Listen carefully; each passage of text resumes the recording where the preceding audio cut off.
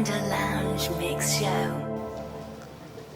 Halo Mirsa Liputan Event. Nah, bersama saya William Grinaldi, saya ada di G Expo untuk event Asian Paper Show 2015. Ya, Asian Paper Show adalah event yang mengedepankan tentang untuk manufacturing dan juga perkembangan teknologi pulp and paper.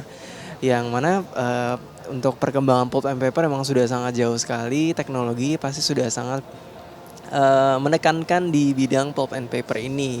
Namun kita pasti mau tahu lebih lanjut ya tentang perkembangan teknologi pulp and paper itu sampai sejauh apa sih, pertama di developing country seperti Indonesia ya. Untuk lebih jelasnya lagi kita harus lihat-lihat dulu ke dalam. Ya, ikutin saya terus di Liputan Event. Pameran Asian Paper 2015 diselenggarakan untuk pertama kalinya di Indonesia pada tanggal 28 hingga 30 April 2015. Pameran ini mengakomodir industri pulp, kertas, dan karton. Pameran ini diikuti oleh 70 perusahaan internasional yang berasal dari 14 negara, termasuk sebuah pavilion nasional dari Prancis. Agenda yang diselenggarakan di Jakarta International Expo ini menghadirkan banyak delegasi dari pabrik-pabrik pulp, kertas, dan tisu. Diselenggarakan bersamaan dengan Asia Paper Exhibition, konferensi teknologi terapan baru diselenggarakan dan melingkupi berbagai teknologi baru dalam industri pulp, kertas, dan karton. Pameran industri kertas terkemuka di Asia ini diharapkan menjadi platform untuk memfasilitasi peningkatan produktivitas, kualitas, dan berkesinambungan dalam industri kertas nasional. Pameran ini memfasilitasi pertukaran ide-ide baru, produk, dan teknologi, sehingga dapat meningkatkan kinerja industri pulp dan paper nasional. Peserta pameran hadir dari 14 negara yang menampilkan produk bahan baku kertas unggulan, mesin, peralatan, hingga produk jadi. Indonesia sebagai eksportir ke-9 terbesar di dunia untuk bubur kertas dan 11 terbesar untuk pengekspor kertas dunia. Industri kertas terus bertumbuh dan menyumbang 40% keseluruhan produksi Asia. Masyarakat Ekonomi Asia 2015 menjadi peluang bagi industri pulp dan kertas untuk meraih pasar lebih besar di kawasan Asia. Maka dari itu, pulp dan kertas ditempatkan sebagai salah satu industri strategis oleh pemerintah. Dengan memperkuat jejaring regional dengan negara yang memiliki industri sejenis dan yang menjadi importir komoditas tersebut, bisnis industri ini diharapkan akan terus bertumbuh di atas 5% setiap tahunnya. We are one of the leading enzyme manufacturers in the world, and enzymes means these are biotech products which have many applications in different industries. One of them is pulp and paper industry, and since this show is about pulp and paper industry, we are here having a booth to educate people about the enzymatic applications and also bring awareness about our brand name in the region. The main purpose of this event is to let customers know the new technology. So it's a platform where you bring buyers and sellers together, the end customers as well as the industry together. So it's a good platform for interaction, knowledge sharing, and upgrading yourselves and each other, helping each other upgrade to the latest technologies and developments in the world. Well, enzymes are biotech products. These are catalysts which help in improving product performance and processes in different industries. So coming to the pulp and paper industry, as you can see, we have different enzymatic applications for different kinds of paper being processed, and these help in removing the ink efficiently from the recycled paper to make whiter paper by reducing the chemicals. So this is a very good green chemistry which helps in the environment and also gives you good results. So very efficient in performance, very specific in action, and excellent results. So de-inking, for example, is one application. Then another application is biorefining, which is another very important application because customers use mechanical energy to improve the fiber quality during the pulp making, paper making. And enzymes help in reducing the energy load. So they save a lot of energy and cost to the mills. So that's another thing. So there are many other applications like these and very useful. See, developing countries, yes, there are a lot of multinational players coming up and setting up operations here. For example, you can see you have Voith here. So Voith is one of the leading 1 or 2 players in the world who set up the entire system for de-inking line and many other processes in the plant. So they are bringing the European technology here. Likewise, you have many other companies, like for example, you have this new company from US, which is helping come up with a new ozone bleaching technology. So this is absolutely new technology. Very few players in the entire region using this technology. So this is a good platform for everyone to upgrade their setup and systems and get better and better and better. Jadi April ini adalah perusahaan yang bergerak di bidang paper manufacturing, tapi also pulp juga ada, tapi we focus on paper. Nah, salah satu brand kita itu adalah Paper One. Itu adalah premium produknya. April sendiri itu perusahaan nasional, jadi dari Indonesia. Pabriknya itu ada di Pangkalan Kerinci, Pekanbaru, Riau. Tapi kita punya office juga di Jakarta dan beberapa negara di luar negeri. Representative office untuk yang di luar negeri. Ya, ini ASEAN Paper Show ini adalah event internasional yang otomatis basicnya di bidang paper. Jadi pertama kali diselenggarakan di Indonesia itu adalah tahun ini. Tahun kemarin itu ASEAN Paper Show di Bangkok dan tahun depan akan dilaksanakan di Bangkok lagi. Untuk perkembangan paper di Indonesia sendiri itu, jadi dulu itu kita teknologinya itu menggunakan color lock. Kalau Anda pernah lihat itu di packaging paper one-nya ada tulisan color lock. Itu waktu itu kita masih menggunakan teknologi dari HP. Jadi kita kayak license dari HP. Sekarang kita udah punya teknologi sendiri, namanya Prodigy Nanoteknologi. Itu adalah teknologi yang langsung dikembangkan oleh April. Jadi teknologi dari perusahaan kita sendiri. Benefitnya sebenarnya ada di belakang produk, tapi overall secara keseluruhan teknologi ini adalah teknologi untuk ngelok tinta di atas permukaan kertas sehingga keunggulannya banyak. Salah satunya nggak rembes ke belakang, warna lebih cemerlang dan tinta bisa lebih hemat. Jadi banyak orang yang bilang bisnis paper itu merusak lingkungan. Kenapa? Karena bahan dasarnya adalah pohon. Tapi ternyata faktanya tidak demikian. Mengapa? Karena kalau kita merusak pohon, kita tebang dan tidak kita lestarikan lagi, tidak kita tanam lagi, di mana itu adalah raw material dari kami sendiri. Jadi dari mana kami akan mendapatkan raw material lagi kalau sumbernya kami rusak dan tidak kami tanam kembali. Jadi setiap 5 tahun kita menanam akasia, setelah 5 tahun panen kita potong dan akan kita tanam kembali. Dan sistem itu berkelanjutan. Yang kita tanam pohonnya itu ada seluas negara Singapura. Penyelenggaraan pameran industri kertas ini menjadi tantangan tersendiri di kala kinerja industri sedang panas dingin. Pasalnya pelaku industri pesimis, kinerja tahun 2015 ini berakhir dengan pertumbuhan kinerja setelah realisasi kuartal pertama turun 30% hingga 40% dibandingkan dengan periode yang sama tahun lalu.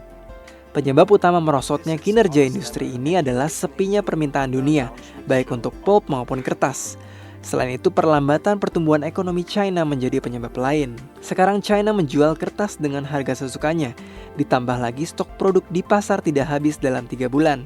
Isu lingkungan, efisiensi teknologi, hingga produk yang lebih murah tanpa pengurangan kualitas menjadi fokus diskusi dalam pameran ini. Data Kementerian Perindustrian menunjukkan kebutuhan kertas di kancah global kini berkisar 394 juta ton. Jumlah ini diyakini tumbuh 24,4% menjadi 490 juta ton pada 2020. Konsumsi kertas di dunia diramaikan tumbuh rata 2,1 per tahun, sedangkan pasar negara-negara berkembang naik 4,1 per tahun. Data Kementerian Perindustrian menunjukkan kebutuhan kertas di kancah global kini berkisar 394 juta ton. Jumlah ini diyakini tumbuh 24,4% menjadi 490 juta ton pada 2020. Konsumsi kertas di dunia diramalkan tumbuh rata 2,1% per tahun. Sedangkan pasar negara-negara berkembang naik 4,1% per tahun dan negara maju 0,5%.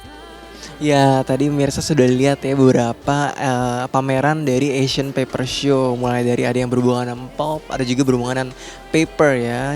Bisa dilihat juga tentang perkembangan teknologi di bidang pulp and paper sudah sangat maju, apalagi untuk negara yang sedang berkembang seperti Indonesia ya. Tentunya event ini dapat membantu sekali untuk perkembangan dan kerjasama yang bisa dijalin antara Indonesia dengan pihak-pihak negara lain untuk lebih mendukung produksi kertas dan juga pulp ya, yang lebih eco-friendly dan juga pastinya yang lebih mendukung dari program produksi di Indonesia sendiri ya. Jadi di event ini sudah sangat membantu sekali. Nah, sayangnya kita harus berpisah karena di event Asian Paper Show ini, karena event ini yang sudah berlangsung sampai tanggal 30 April ini sudah selesai. Namun saya akan jumpa pemirsa lagi di event selanjutnya, tentunya hanya di Liputan Event.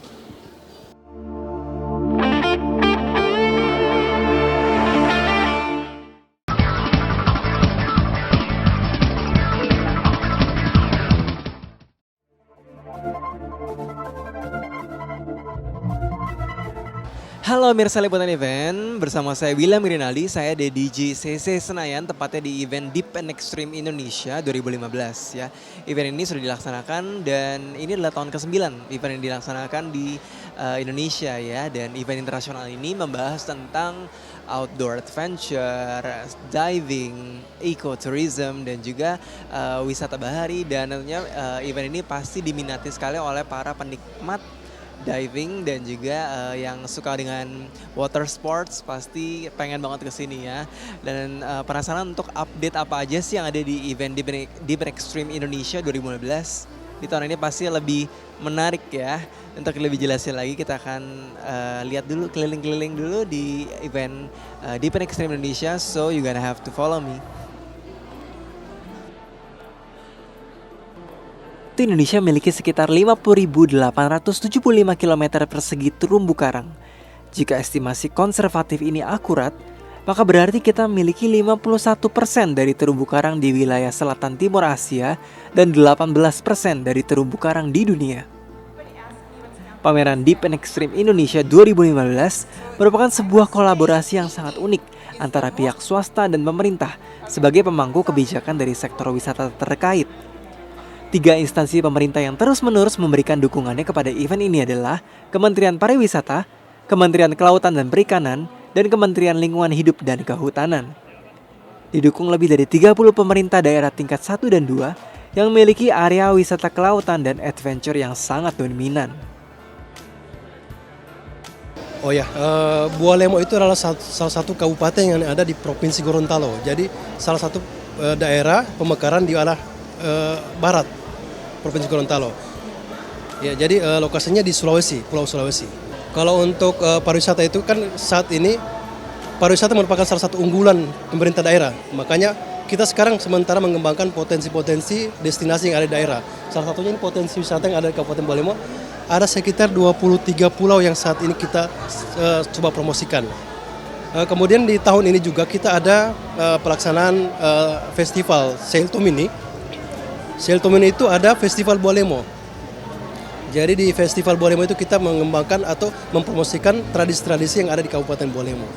Untuk partisipasi memang kita baru pertama kali untuk kegiatan Deep dan Extreme ini. Kita di event ini kita mempromosikan potensi-potensi yang ada di Kabupaten Bualemo. Memang kalau untuk industri pariwisata di Indonesia memang saat ini memang trennya menanjak. Memang dalam jumlah kunjungan memang cukup meningkat kunjungan wisatawan baik yang lokal maupun internasional. Pameran Deep and Extreme Indonesia 2015 merupakan sebuah kolaborasi yang sangat unik antara pihak swasta dan pemerintah sebagai pemangku kebijakan dari sektor wisata terkait. 3 instansi pemerintah yang terus-menerus memberikan dukungannya kepada event ini adalah Kementerian Pariwisata, Kementerian Kelautan dan Perikanan, dan Kementerian Lingkungan Hidup dan Kehutanan. Didukung lebih dari 30 pemerintah daerah tingkat 1 dan 2 yang memiliki area wisata kelautan dan adventure yang sangat dominan. Potensi-potensi wisata selam, bahari, dan wisata petualangan ditampilkan melalui booth-booth pameran per wilayah regional daerah lengkap dengan paket-paket perjalanan wisata. Pameran Deep and Extreme Indonesia juga menampilkan kegiatan-kegiatan pendukung yang semuanya diselenggarakan sebagai program public awareness terhadap budaya cinta laut dan konservasi alam, termasuk kepada anak-anak usia dini dengan penyelenggaraan lomba menggambar dan mewarnai bertemakan laut dan terumbu karang. Selain itu ada lomba poster pelayanan masyarakat terhadap potensi kesejahteraan sumber daya laut, kegiatan belajar menyelam secara langsung, serta seminar kelautan Indonesia. Event ini juga dimeriahkan berbagai celebrities adventure, penampilan musisi jazz legendaris, dan ajang diskusi oleh beberapa kelompok dan komunitas pecinta alam, khususnya para pelaku olahraga adventure. Deep and Extreme Indonesia diselenggarakan pertama kali pada tahun 2007 dan hingga kini telah mampu bertransformasi menjadi sebuah agenda internasional dalam industri diving, wisata bahari, dan adventure. Lebih dari 120 peserta turut serta dalam pameran ini dari dalam dan luar negeri dalam sebuah perhelatan pasar penjualan alat-alat selam dan peralatan outdoor adventure. Diharapkan, pameran ini mampu meningkatkan minat dan pasar wisata di dalam negeri, menggandeng jaringan produk dan pelayanan antar negara, menumbuhkan kesadaran konservasi alam, dan yang terpenting, mampu memberikan motivasi baru terhadap para pelaku industri wisata terkait untuk bersama-sama mentargetkan peningkatan 20 juta kunjungan wisatawan mancanegara di tahun 2019. PADI stands for the Professional Association of Dive Instructors. It's the world's largest diving organisation in the world, and we kind of literally teach the world to dive. We're here to support our members. PADI has about 200 dive shops in Indonesia, and those that choose to attend the Deep, we come here to support them, so to direct the customers that come into Deep to a PADI dive shop. It's a great event, and for Deep in Indonesia, it's been going now I think for 9 years, and it's kind of the leader in Indonesia, and it's one of the biggest dive shows in Asia Pacific, and it seems to be getting better and better each year. Alor itu satu kabupaten di NTT, dia satu pulau. Kita expose itu dia tentang baharinya, tentang taman lautnya. Kita punya 42 spot diving di situ. Terus kita punya juga budaya wisatanya, yaitu Desa Takpala Traditional Village, terus dan Desa Monbang begitu. Jadi kalau untuk pada saat event ini kita eksplornya tentang taman lautnya, ada 42 spot. Salah satu yang paling terkenalnya adalah Shark Galore. Shark Galore itu adalah Taman Hiu. Taman Hiu di situ kita bisa diving di situ dengan hiu-hiu yang tentunya yang ramah-ramah. Terus dia di bulan September kebetulan kita juga ada event. Ada event di bulan September namanya Indonesian Adventure Festival. Di situ kita ada lima kegiatan, yaitu hiking, trekking, cycling, diving, sama fotografi. Event ini bagus sekali karena kita bisa mempromosikan kita punya daerah, dan kebetulan Alor juga lagi booming di Indonesia ini. Alor itu udah banyak orang yang tahu tentang Alor. Jadi ini salah satu event yang baik untuk kita mempromosikan tentang Kabupaten Alor. Ya, Mirsa liputan event tadi sudah dilihat ya beberapa tenan yang ada di Deep and Water Indonesia 2015. Ada dari pihak pariwisata, ada ecotourism, kemudian ada juga di outdoor, sport, adventure, water, recreation, dan masih banyak lagi ya. Tentunya event ini pasti dapat menambah wawasan dan juga informasi pengetahuan tentang wisata bahari di Indonesia dan juga di internasional juga ya. So I have to go, and sayang kita harus berpisah. Saya berjumpa lagi dengan pemirsa di event selanjutnya, tentunya hanya di Liputan Event.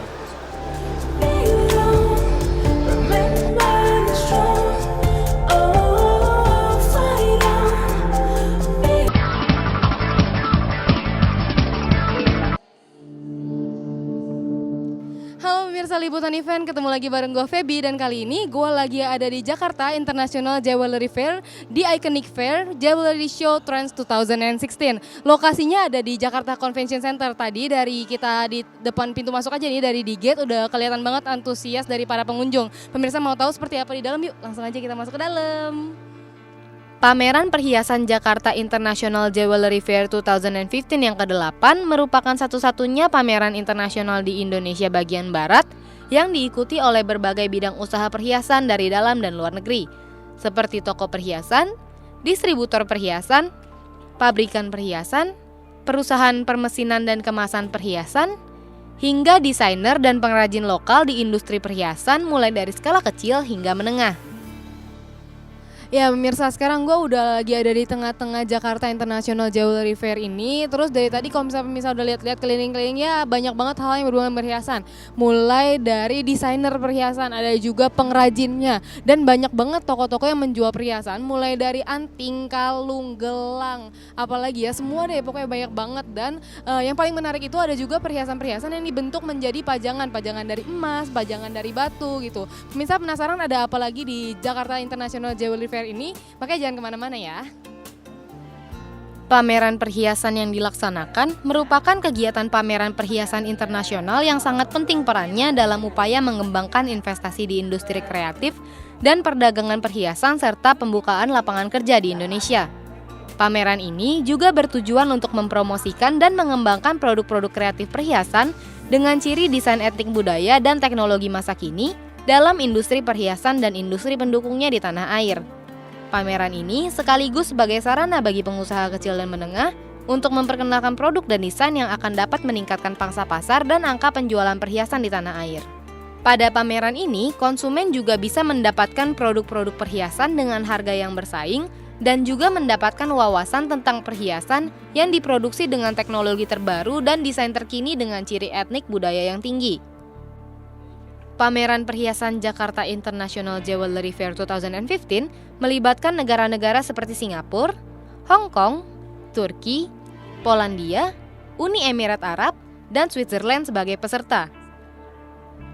Indonesia selaku tuan rumah menghadirkan 100 peserta dalam negeri, termasuk diantaranya 61 pengrajin IKM yang merupakan mitra binaan Kementerian Perindustrian RI dan Dekranasda Pemerintah Provinsi Jawa Timur, serta 22 perusahaan yang merupakan peserta dari luar negeri.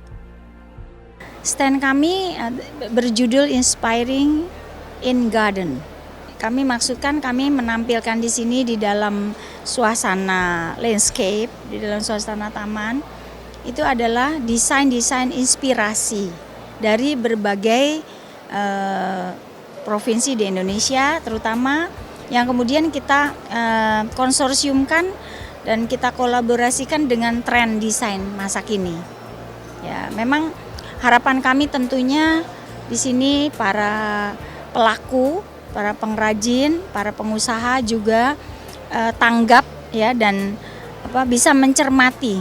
Sebetulnya desain itu bisa kita ambil idenya dari alam, ya, dari kehidupan sehari-hari, ya, dan dari bentuk-bentuk yang misalnya seperti sejarah, terus kemudian logo-logo atau bentuk-bentuk maknais, ya, religius dan sebagainya. Jadi di sini kami memang tidak banyak menampilkan karena memang saya sebetulnya sekarang sebetulnya profesi saya adalah seorang arsitek. Hanya saya juga seorang pemerhati. Jadi saya selain mengajar desain, mengajar meningkatkan SDM human resources ya untuk membuat sesuatu yang baru, menggabungkan beberapa bentuk juga yang baru yang tentunya setelah digelar akan diminati oleh banyak. Begini, sebenarnya event ini adalah suatu event yang menurut saya merupakan suatu kesempatan yang sangat baik karena di sini vendor atau membersnya itu juga bukan hanya dari Indonesia, tapi dari luar Indonesia, dari Asia, seperti Singapura, Hong Kong, India, dan sebagainya. Ada dari Afrika, Dubai, ya, seperti itu. Jadi menurut saya, kita di sini bisa berkolaborasi dengan mereka bukan hanya pertemuan, tapi kita harus memanfaatkan waktu ini untuk share, ya, untuk share, terus kemudian untuk bertukar pikiran mengenai market, terus mengenai desain-desain baru, ya, terus kemudian lebih lagi ke arah prospek nantinya akan kemana. Nah seperti tadi harapan kami tentunya dengan adanya event ini semua orang lebih sadar ya dan lebih mau bekerja keras, berbuat untuk kesuksesan kita bersama pelaku dan tentunya bisa meningkatkan devisa, tapi kita juga bisa menikmati seperti itu. Oh, sebenarnya ada sih beberapa toko yang kayak buat perhiasannya buat orang-orang tua gitu kan. Cuman kayak ada juga yang kayak toko emas gitu, terus banyak gitu kan, terus harganya bersaing gitu. Jadi kayak cari-cari gitulah, terus modelnya juga beda-beda gitu kan. Setiap toko kayak modelnya beda-beda gitu. Jadi seru lah overall. Lumayan sih kayak batu-batu gitu, baru pernah lihat juga yang kayak gede-gede gitu batunya, nggak tahu. Pertama kali sih, tapi emang bukan selera kan, bukan selera anak muda gitu maksudnya. Kalau anak muda kan kayak coknya emas putih gitu-gitu. Unik sih, menarik, kayak semuanya kumpul gitu jadi satu kayak pusatnya gitu, jadi orang bisa berbelanja berbagai macam perhiasan. Penyelenggaraan pameran Jakarta International Jewelry Fair 2015 ini didukung oleh Kementerian Perindustrian RI, Pemerintah Provinsi Jawa Timur, Dinas Perindustrian dan Perdagangan Provinsi NTB, Kalimantan Selatan, Bali, DKI Jakarta, Asosiasi Pengusaha Emas dan Permata Indonesia atau APEPI, para pengusaha emas dan perhiasan, serta konsumen perhiasan di tanah air. Dengan adanya dukungan yang kuat dari semua pihak di atas,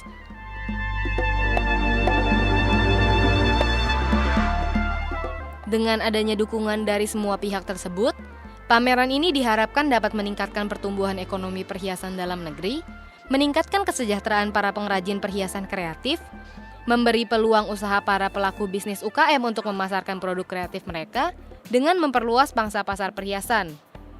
Selain itu, para konsumen diharapkan dapat memilih produk-produk perhiasan yang beragam.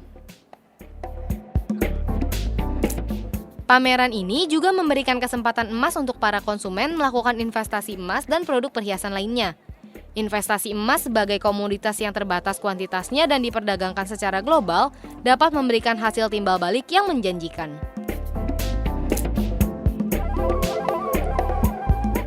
Pameran ini dikemas melalui 3 unsur utama yang menarik sekaligus mendidik, yaitu unsur edukasi melalui talkshow dan workshop, unsur hiburan, dan unsur promosi. Pameran Jakarta International Jewelry Fair 2015 ini merupakan persembahan dari Indonesia Jewelry Fair. Rangkaian acara berikutnya adalah Surabaya International Jewelry Fair 2015 yang akan diadakan pada bulan Oktober nanti. Melalui rangkaian pameran perhiasan ini, Indonesia Jewelry Fair berharap dapat memberikan semangat kewirausahaan kepada anak bangsa melalui usaha kecil dan menengah yang maju, tangguh, mandiri, dan juga dapat berperan sebagai motor penggerak dalam perekonomian nasional yang berbasis ekonomi kerakyatan dalam era pasar bebas. Nah ya pemirsa, kalau tadi kita udah lihat banyak banget perhiasan di dalam, ternyata sisi menarik dari Jakarta International Jewelry Fair ini, dia tidak hanya menghadirkan perhiasan-perhiasan, tapi dia juga memberikan edukasi kepada pengunjungnya. Contohnya seperti yang ada di belakang gue ini, itu banyak banget tulisan-tulisan yang mencantumkan informasi mengenai perhiasan-perhiasan, batu-batuan, khususnya yang berasal dan diproduksi di Indonesia. Oke deh, tadi kita udah lihat banyak banget, kita udah wawancara, kita udah banyak banget di dalam sini. Sekarang gue udah ada di area pintu keluarnya Jewelry Fair. Berarti itu tandanya gue udah harus mengakhiri liputan event di Jakarta International Jewelry Fair hari ini. Oke, terima kasih buat pemirsa semua yang udah tetap menyaksikan liputan event. Tetap saksikan liputan event, tetap log on ke www.binus.tv. Bye-bye.